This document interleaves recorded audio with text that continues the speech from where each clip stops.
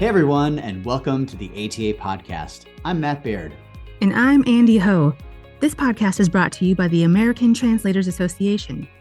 Each month, we bring you news and insights from ATA. We look at what's happening across the association, explore the benefits of membership, and discuss the translation and interpreting professions. That's right. You know, the T&I industry is always changing, and we hope this podcast will help you keep up with it. ATA was founded over 60 years ago to advance the translation and interpreting professions and foster the professional development of individual translators and interpreters. We have nearly 9,000 members in more than 100 countries. If you'd like to know more about ATA, we'll have some information for you at the end of the show. And you'll also find links in the notes. All right, let's get started with a few quick announcements. Hotel registration for the 65th Annual ATA Conference is now open. The conference runs from October 30th to November 2nd. Book now to lock in ATA's special conference rate at the Hyatt Regency Portland, available until October 4th or as space allows. The hotel is located just blocks from the Oregon Convention Center, where the conference will take place. It's also next door to a light rail station and just across the river from the downtown area. It's the perfect destination to explore the city's various neighborhoods and the region's best artisans. Come discover the many sides of Portland, Oregon. For more information, visit atanet.org/ATA65 and see you in Portland. Registration is open now for ATA's online certification exam. ATA certification is one of the industry's most respected and recognized credentials for translators. It is also the only widely recognized measure of competence for translators in the United States. ATA certification offers qualified and independent evidence that a translator possesses professional competence in a specific language combination. It recognizes translators with the knowledge and skills necessary to provide quality translations. After registering, you will be emailed instructions for how to schedule the exam. You'll have 30 days from the time you register to schedule and take the online exam. Register now at ATA's website, atanet.org. Beth Smith is an ATA certified French to English translator, specializing in marketing, cosmetics, luxury goods, and literary translation. She is chair of the Honors and Awards Committee, co-chair of the Mentoring Committee, and assistant administrator of the French language division. She lives near Houston, Texas with her cat, Ezzy, where they try to stay cool in the Texas heat. I can confirm that is a full-time job. And Beth herself is actually the 2020 winner of the ATA's Rising Star Award, making her the perfect person to talk about our topic here today. Welcome, Beth. Hi, thanks for having me. So you are in deep in awards season right now, and I realized the other day that not everybody in ATA knows all about all the honors and awards that ATA bestows on various members. So I wanted you, as the resident expert, to come in and talk about all the various honors and awards that ATA has, so people can learn about them, and even, as we'll talk about, nominate their own nominees, candidates for the awards. So first of all, I know the ATA's awards were revamped some years ago, not too terribly long ago. Can you just give us a brief overview of each award that the ATA offers now? I know there's kind of a lot, so just like real quick, one sentence for each one. Okay. Well, the Honors and Awards Committee oversees two literary awards, the Louis Galantier Award, which is for literary translation for all languages into English except for German. The Unger German Translation Award, which guess what, is the one that's for German to English. And then there are 6 other ATA awards, which are the new ones that were added in 2020. So those are advocacy, which is basically for someone or an entity who has advocated for the language professions in some way. Dynamo Award, which has recognized someone's energetic support of the ATA or the language professions. Impact Award, which is for specific project or initiative. So not just someone's a great person, but they've worked on something specific. The Innovation Award recognizes someone who's worked in a particularly innovative way for the ATA or the language professions. The Mentoring Award recognizes someone who has really stepped up to mentor the next generations of translators and interpreters. And the Rising Star is for an early career translator or interpreter. Okay. Now I know that not every award is given out every year because it's kind of a lot. So what do we have on deck for 2024 right now? Yeah, right, exactly. They're all offered every other year. So this year it will be advocacy, impact, innovation, and the Galantier Award. Okay. As you said, for the Galantier Award, it's any language except German. Is it because we have the Unger for German, so we just kind of balance it out? Yeah, I'm not like an ATA historian or anything, but many of the ATA founders were actually German translators. So if you look at the early ATA presidents, the very first one, Alexander Gotha, was born in Germany. The next two were born in Austria. So given the ATA's German roots, it's not a shock that there's an award that's specifically for German to English translators. And Frederick Unger himself was Austrian born. He was a translator who left and publisher who left Vienna in the late 30s because, Nazis. And shortly thereafter arrived in New York and started a publishing company, which among other things published a couple of hundred works in translation. So that's why the award is named after him. Okay. I always kind of wondered where that came from. So I know you're in the middle of the Galantier Award right now. That's sort of the one that requires the most work from you, correct? Behind the scenes. What is going on with that right now? Can you give us a little sneak peek, things that you're allowed to say? Right. Well, it does award a lot. It does involve a lot of going through excerpts and sorting through nominations and making sure everyone has sent the correct materials. We rely a lot on volunteer readers to help narrow the field of nominees. This year we had 69 nominated works, so that takes a lot of readers and a lot of time. The volunteers received their texts in late April, and they have until mid-June to submit their evaluations. And after that, the literary team will get to work sorting through those evaluations and taking the next steps. And I know you have to have multiple readers, right, for each work that is nominated. And at least one of them has to be able to read the source language. So how many readers are you balancing right now? There are 50 some readers, I believe, because if you think about it, okay, there are 69 texts. 3 people are reading in each text. And ideally, we want everyone to read at least 3 of the texts so that they have a better idea of what to judge, what might be a great translation and a less great translation. But some people have taken on more. Some people are doing 6, a few are doing 8 or 9, just depending on how much time they can dedicate to reading the works and doing the evaluations. And to be clear, these are all volunteers. Yes, everyone has volunteered. Obviously, they're getting to read the works for free, but they could also probably read a lot of those works by checking them out of the public library for free. So we really appreciate that they're willing to participate because it would just be too much for our team to take care of.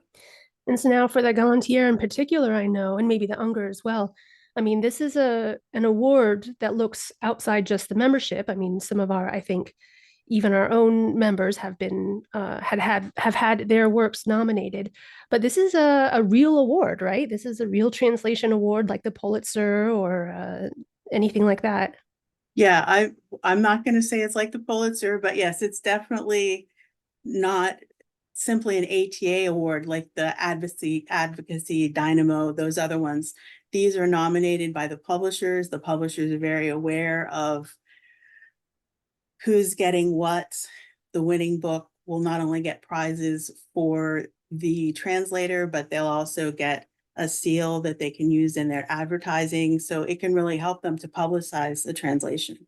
So I'll be at Barnes and Noble and see a book with a sticker that says, winner of the ATA's Galantier Award or something like that, maybe. It could happen. Now, I know there's an award ceremony at the annual conference that started, I think, in 2020 when we had the online conference, and we had a virtual award ceremony, which was super fun. But now it's moved to in person, of course. So, can you tell us a little bit about that? It's half an hour of magic, Andie. It's truly, yeah. I think there actually were award ceremonies before the online conference. I sort of remember that, but yeah, now it's sort of grown and become more of a fixture now that we have these other awards. But it takes place on the Friday morning of the conference. And it's a great opportunity to recognize our colleagues and all the great things that they're doing. And it doesn't just involve the 4 awards that we give out for honors and awards. The school outreach program presents their award for their school outreach contest winner. There are several AFTE awards, such as the ATA Conference First Time Attendee Scholarship, the Diversity Inclusion Award, and also the ATA Board of Directors awards honorary memberships and the Alexander Goda Medal. And yes, Alexander Goda, hearkening back to the first ATA president we mentioned a couple of minutes ago. And not every award is presented every year, but so it always looks a little bit different, but that's the basic framework. Okay. And I didn't mean to imply that the Galantier was more important than any of the other awards like Dynamo or anything like that. It's just, it's a little bit more public facing than the ones that are kind of more focused on just translation interpretation within the association. So who gets to submit nominations? So we already talked about Galantier. The publishers submit the books. I assume it's the same for the Unger Award. The publishers are the ones who nominate their own books. Correct. Okay, but for the other awards you've mentioned, how does one get nominated? Right. For the other 6, the nominations come from ATA members themselves. And let me just mention now, we don't take self-nominations. So if you were going to nominate yourself, Andie, forget it, ask a friend. And we also don't accept nominations for current ATA board members or current members of the Honors and Awards Committee, because that would be a little sketchy if we were giving ourselves awards. So yes, any ATA member can submit a nomination. The nominations for Advocacy, Impact, and Innovation Awards are open now, and they'll be open for the entire month. So they'll close June 1st. And we already talked about sort of what's involved with those awards. So if you think you know somebody, if you're an ATA member and you think you know somebody who would be a great candidate for Advocacy, Impact, or Innovation Award, you can go to that awards page on the ATA website and you could submit your nomination there. If I have a favorite candidate, can I get a whole bunch of people together to nominate the same person? Okay, well, you can do that, but I don't know why you would do that, because it's not like an election. It's not like the person who has the most nominations is going to win the award. We consider every nominee, every nomination equally. So whether a person receives 1 nomination or 8, they're equal in the committee's eyes. There have definitely been some campaigns in the last couple of years, and they don't necessarily pay off. So I would suggest, if you really believe that someone deserves an award, that instead of trying to get a bunch of your friends to also nominate the person, that you just use your time and energy to write a really great nomination, because that one great, well-written, detailed nomination will have a lot of impact with the committee. Okay, so quality over quantity. Yes, exactly. I could have said that instead of talking for 5 minutes, but Okay, not a popularity contest. So, okay, good to know. Correct. Good to know. And then how are winners selected? So for Galantier, you said you have readers. Again, I assume it's the same for Unger. They evaluate the books, but what about the other awards?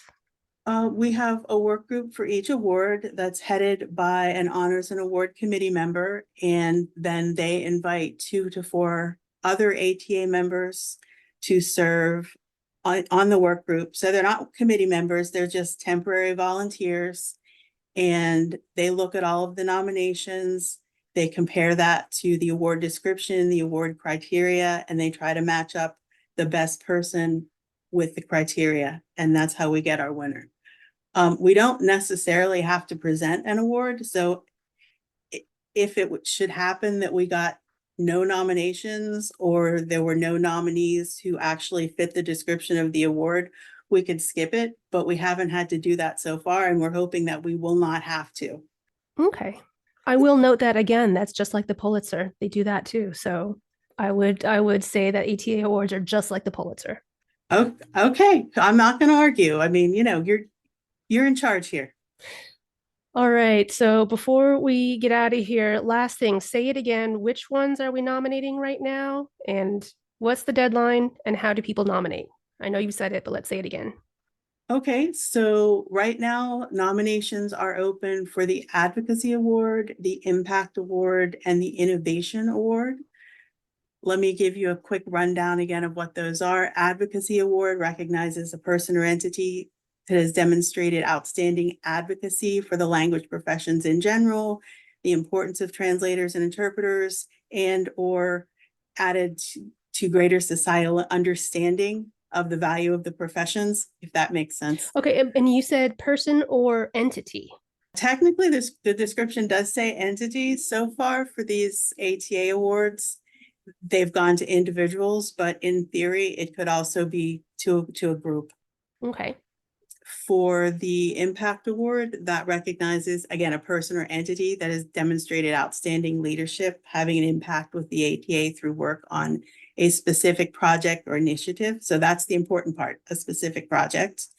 And then the Innovation Award is for a person or entity that has worked in a particularly innovative way to benefit ATA and or the language professions. Okay. So those three awards, advocacy, impact, innovation, the nominations are open until May 31st, and people can submit nominations on the ATA website. Excellent. Thank you very much, Beth, for explaining this all to us. And I look forward to seeing you at the ceremony in Portland. Yes, I'll be the one waving people onto the stage as their names are called. That seems to have become my job, and I like it because I'm not actually on the stage. So you're the red carpet guide. Correct. Yes. Excellent. Just guiding people onto the stage. All right. Well, thank you very much, Beth. Thanks. Talk soon. All right, that's a wrap. We'd like to thank everyone who helped produce today's show. Chris Silva recorded the announcements. Derek Platts mixed and edited the audio. ATA headquarters provided editorial and technical support. If you learned anything new in today's podcast, I bet there's someone out there who would like to know it too. Don't be stingy. Tell them about the podcast. I've gotten to know so many great podcasts that way. I promise they'll thank you for it. And if you're not an ATA member, listen up. I've been a member for over 20 years. Joining ATA literally launched my freelance career. It opened the door to a profession I knew very little about, and attending my first annual conference led to my very first freelance job. And I joined for the first time in 2004 as a student. My first conference blew my mind. Nowadays, the demand for translators and interpreters is at an all-time high, but finding quality work isn't easy. ATA membership can make the difference. And ATA isn't just for translators and interpreters. We have teachers and professors, hospital administrators, language company owners, and technology developers, just to name a few. Companies and institutions can join too. Our membership includes language companies, universities, and government agencies. If you'd like to know more, go to ATA's website, atanet.org. You can also check out past episodes of this podcast where we talk about the benefits of membership and what's currently happening in the association. But before you go, please take a quick moment to give us a rating or write a review. Tell us what you like, why you listen, or about your favorite guest. Your feedback is super helpful, and reviews help other listeners find the show too. We'd really appreciate hearing from you. Thanks again for listening, everyone. Talk to you again soon.